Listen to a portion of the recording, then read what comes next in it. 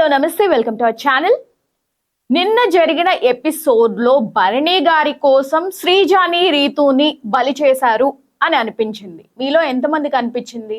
And నిన్న Ritu eviction correct గానే అనిపిస్తుందా మీకు?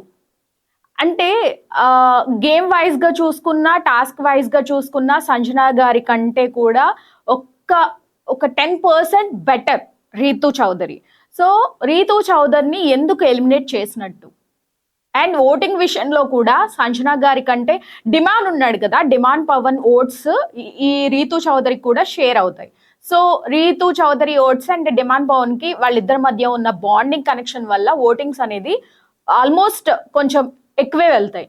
బట్ ఇక్కడ తెలియని విషయం ఏంటంటే అన్యాయంగా రీతుని బయటకు పంపించేశారా అనేది ఒక టాక్. ఎందుకు అంటే డిమాండ్ పవన్ గేమ్ అనేది రీతు చౌదరి వల్ల ఎవిక్ట్ అవుతుంది అని చెప్పి చాలా మంది అభిప్రాయపడుతున్నారు. దానివల్ల అంటే బిగ్ బాస్ కన్నింగ్ స్కెచ్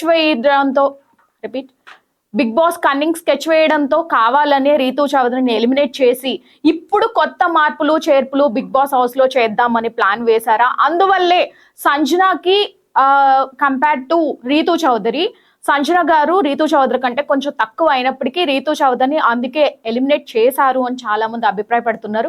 మీకేమనిపిస్తుంది రీతు చౌదరి ఎలిమినేట్ అవ్వడం? కామెంట్ బాక్స్ లో కామెంట్ చేయండి.